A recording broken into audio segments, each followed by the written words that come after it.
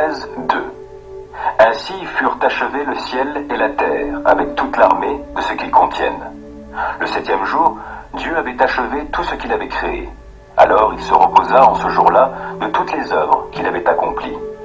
Il bénit le 7e jour, il en fit un jour saint, car en ce jour-là, il se reposa de toute l'œuvre de création qu'il avait accomplie. Voici l'histoire de ce qu'est advenu au ciel et sur la terre lorsqu'ils furent créés. Au temps où l'Éternel Dieu fit la terre et le ciel, il n'existait encore sur la terre aucun arbuste, et aucune herbe des champs n'avait encore germé, car l'Éternel Dieu n'avait pas fait pleuvoir sur la terre, et il n'y avait pas d'homme pour cultiver la terre. De l'eau se mit à sourdre et à irriguer toute la surface du sol. L'Éternel Dieu façonna l'homme avec de la poussière du sol, et lui insuffla dans les narines le souffle de vie, et l'homme devint un être vivant. L'Éternel Dieu planta un jardin vers l'Orient, l'Éden, le pays des délices. Il y plaça l'homme qu'il avait façonné. L'Éternel Dieu fit pousser du sol toutes sortes d'arbres portant des fruits d'aspect agréable et délicieux. Et il mit l'arbre de la vie au milieu du jardin. Il y plaça aussi l'arbre de la détermination du bien et du mal. Du pays d'Éden sortait un fleuve qui arrosait le jardin. De là, il se divisait en 4 bras. Le nom du premier est Pishon. Il contourne tout le pays de Havila, où se trouve de l'or, un or d'excellente qualité. On trouve aussi dans cette contrée de l'ambre parfumé et la pierre précieuse appelée onyx. Le deuxième fleuve s'appelle Gihon. Il parcourt tout le pays de Cush. Le 3e fleuve s'appelle le Tigre. C'est celui qui coule à l'orient de la Syrie. Et le 4e fleuve, c'est l'Euphrate. L'Éternel Dieu prit l'homme et l'établit dans le jardin d'Éden pour le cultiver et le garder. Et l'Éternel Dieu ordonna à l'homme: mange librement des fruits de tous les arbres du jardin, sauf du fruit de l'arbre de la détermination du bien et du mal. De celui-là, n'en mange pas, car le jour où tu en mangeras, tu mourras. L'Éternel Dieu dit: il n'est pas bon que l'homme soit seul, je lui ferai une aide qui soit son vis-à-vis. L'Éternel Dieu, qui avait façonné du sol tous les animaux des champs et tous les oiseaux du ciel, les fit venir vers l'homme pour voir comment il les nommerait, afin que tout être vivant porte le nom que l'homme lui donnerait. L'homme donna donc un nom à tous les animaux domestiques, à tous les oiseaux du ciel et aux animaux sauvages. Mais il ne trouva pas d'aide qui soit son vis-à-vis. Alors l'Éternel Dieu plongea l'homme dans un profond sommeil. Pendant que celui-ci dormait, il prit une de ses côtes et renferma la chair à la place. L'Éternel Dieu forma une femme de la côte qu'il avait prise de l'homme, et il l'amena à l'homme. Alors l'homme s'écria: voici bien cette fois celle qui est os de mes os, chair de ma chair. On la nommera femme, car elle a été prise de l'homme. C'est pourquoi l'homme laissera son père et sa mère, et s'attachera à sa femme, et les deux ne feront plus qu'un. L'homme et sa femme étaient tous deux nus, sans en éprouver aucune honte.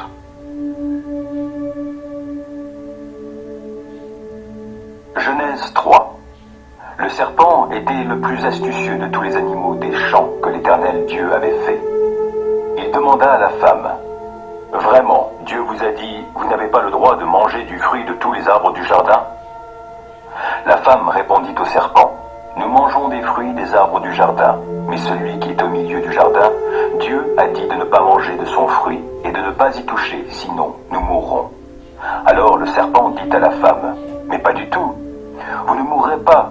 Seulement Dieu sait bien que le jour où vous en mangerez, vos yeux s'ouvriront et vous serez comme Dieu, décidant vous-même ce qui est bien ou mal. Alors la femme vit que le fruit de l'arbre était bon à manger, agréable aux yeux, et qu'il était précieux pour ouvrir l'intelligence. Elle prit donc de son fruit et en mangea. Elle en donna aussi à son mari qui était avec elle, et il en mangea. Alors les yeux de tous deux s'ouvrirent, et ils se rendirent compte qu'ils étaient nus. Ils se firent donc des pagnes en cousant ensemble des feuilles de figuier. Au moment de la brise du soir, ils entendirent la voix de l'Éternel Dieu parcourant le jardin. Alors l'homme et sa femme se cachèrent de l'Éternel Dieu parmi les arbres du jardin. Mais l'Éternel Dieu appela l'homme et lui demanda: où es-tu? Celui-ci répondit: j'ai entendu ta voix dans le jardin et j'ai eu peur, car je suis nu. Alors je me suis caché. Dieu dit: qui t'a appris que tu es nu?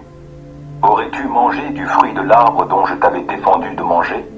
Adam répondit: La femme que tu as placée auprès de moi, c'est elle qui m'en a donné, et j'en ai mangé. L'Éternel Dieu dit à la femme, « Pourquoi as-tu fait cela ?»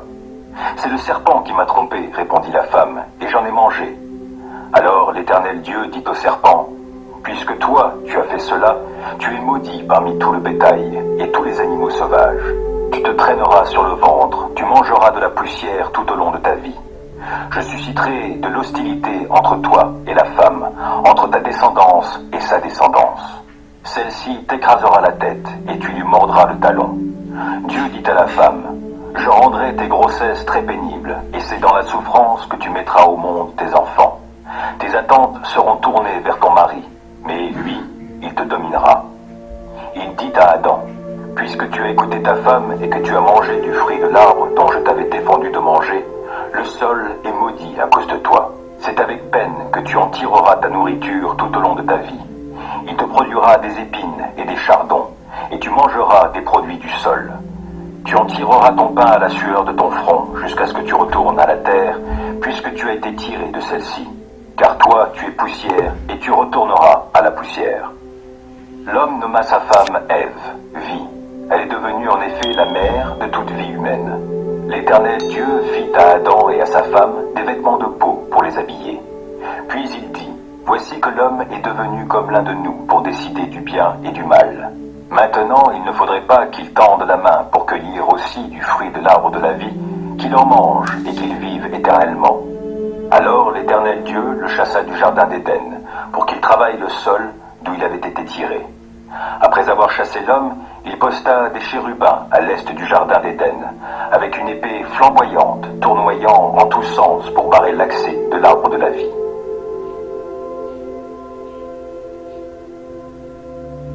Genèse 4. L'homme s'unit à Ève, sa femme.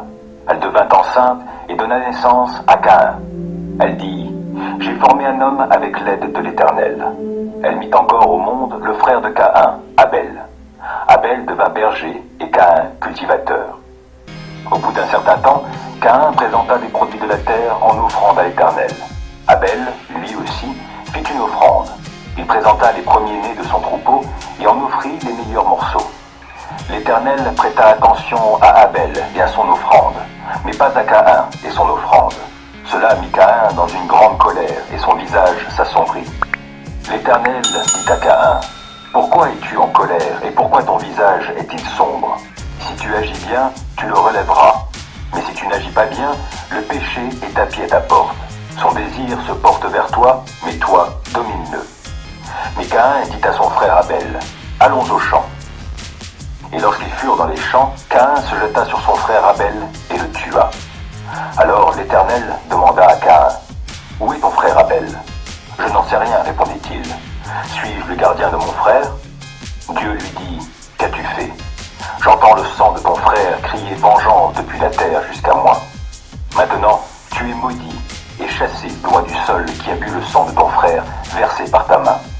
Lorsque tu cultiveras le sol, il te refusera désormais ses produits.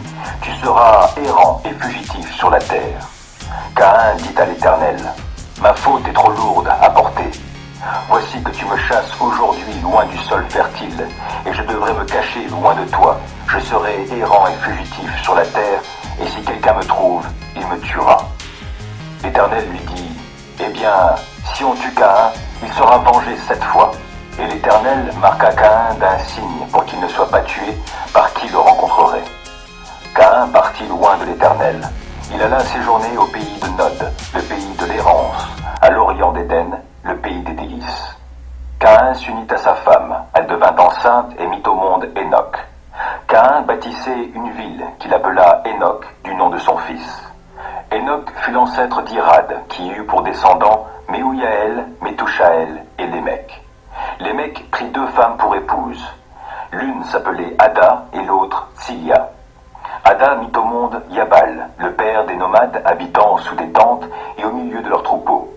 Il avait pour frère Yubal, le père de tous ceux qui jouent de la lyre et de la flûte. Sia, de son côté, mit au monde Tubal-Caïn, qui forgeait tous les instruments de bronze et de fer. La sœur de Tubal-Caïn s'appelait Naama. Lémec dit à ses femmes, « Ada et Tsilia, écoutez-moi bien. femme de Lémec, ait prêté l'oreille à ce que je dis. J'ai tué un homme pour une blessure et un jeune enfant pour prix de ma plaie. Caïn sera vengé 7 fois et Lémec 77 fois. Adam s'unit encore à sa femme et elle mit au monde un fils qu'elle nomma Seth, car, dit-elle, Dieu m'a suscité une autre descendance pour remplacer Abel que Caïn a tué. Seth aussi eut un fils qu'il appela Énoch. C'est à cette époque-là qu'on a commencé à prier l'Éternel.